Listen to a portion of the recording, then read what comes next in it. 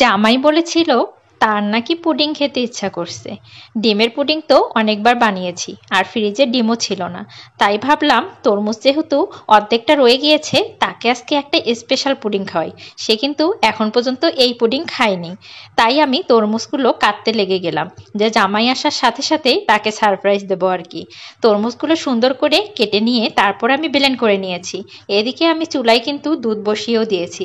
দুধগুলো যখন বলক উঠে যাবে, এই যে আমি আগার আগার পাউডার দুধ দিয়ে কিছুটা ভিজিয়ে নিচ্ছি। 1.5 চা চামচ আগার আগার পাউডার দিয়ে নিয়েছি। আর আগার আগার পাউডার ছাড়াও আপনারা করতে পারবেন যদি ঘরে কর্নফ্লাওয়ার থাকে। আপনারা কিন্তু এগুলোকে জমাতে পারবেন না এমনিতেই। অনেকে মনে করে আগার আগার পাউডার ছাড়াই করবে, কিন্তু অসম্ভব বিষয়। এখন এর মধ্যে আমি পরিমাণ মতো চিনি দিয়ে নিচ্ছি, আর দিয়ে নিয়েছি এলাচ।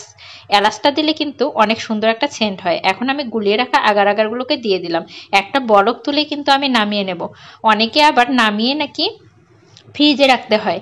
আমি 10 থেকে 15 মিনিটের মতো এমনি রেখে দিয়েছিলাম। আর দিয়ে নিলাম একটু ভ্যানিলা এসেন্স, যাতে সেন্টটা অনেক সুন্দর আসে দুধের।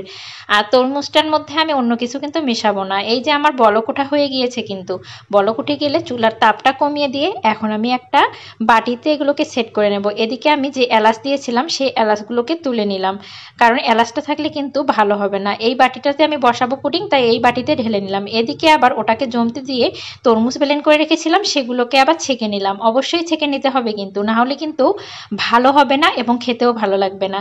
আপনাদেরকে সব সময় তো রান্নার ভিডিওই দেখাই, আজকে একটু নাস্তার আইটেম করে দেখাচ্ছি আর কি। এখন আমি তরমুজটাকে চুলায় বসিয়ে দিয়েছি বলক ওঠার জন্য। দিকে ঠিক তরমুজের একটু রস দিয়ে আগার আগার পাউডার গুলিয়ে নিয়েছি 1.5 চামচ। এখন এখানে সামান্য চিনি ব্যবহার করলাম, যেহেতু তরমুজে একটা মিষ্টি ভাব আছে তাই চিনিটা একটু কম দিলাম। আগার আগার পাউডারটা কিন্তু এখন মিশিয়ে নেওয়া হচ্ছে। মিশিয়ে নিয়ে গুলিয়ে তারপরে এখানে দেব। অবশ্যই কিন্তু গুলিয়ে নেবেন, না হলে কিন্তু জমাট বেঁধে যাবে নিচে, ভালো হবে না। এখন এটাকে ভালো করে বলক তুলে নেব আবারও দুধের মতো করে, না হলে কিন্তু এটা অ্যাডজাস্ট হবে না, শক্তও হবে না, ভালোও লাগবে না খেতে। এখন এটা আমার বলক ওঠা হয়ে গিয়েছে। এখন দেখুন আমি কিন্তু এই যে দুধটা কিন্তু সুন্দর জমে গিয়েছে। এখন এটার মধ্যে উপরে আমি এটাকে ঢেলে দিলাম। দেখুন কতটা সুন্দর কালার এসেছে। অনেকে কিন্তু এখানে ফুড কালার ব্যবহার করে, আমার কোনো ফুড কালার ব্যবহার করতে হয়নি, এতেই সুন্দর কালার এসে গিয়েছে। তরমুজটার কালার একটু ভালো ছিল, যার কারণে এটা সুন্দর হয়েছে। এখন চারপাশে কেটে নিয়ে তরমুজটাকে আমি ঢেলে নিচ্ছি আর কি, পুডিংটাকে আর কি।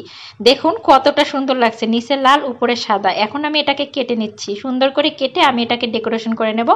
অনেকে অনেক রকম করে এই পুডিংটা বানিয়ে থাকে। বিশ্বাস করুন আমি যে সিস্টেমে বানিয়েছি এই সিস্টেমে আপনারা একবার বানিয়ে দেখুন, অনেক মজা লাগে খেতে এই পুডিং। আর এতটা নরম, এত সফট হয় যে ছোট বাচ্চারাও এটি সুন্দরভাবে খেতে পারবে আর কি। তারপরে এটাকে আমি ডেকোরেশন করে নিচ্ছি আর কি সুন্দরভাবে। দেখুন তো কতটা সুন্দর হয়েছে দেখতে, আসলে কিন্তু অনেক সুন্দর হয়েছে। আর কালারটা দেখুন কতটা ভালো লাগছে দেখতে। আর আমি ভেতরটাও আপনাদেরকে দেখিয়ে দিচ্ছি, ভেতরটা দেখুন কতটা সুন্দর হয়েছে।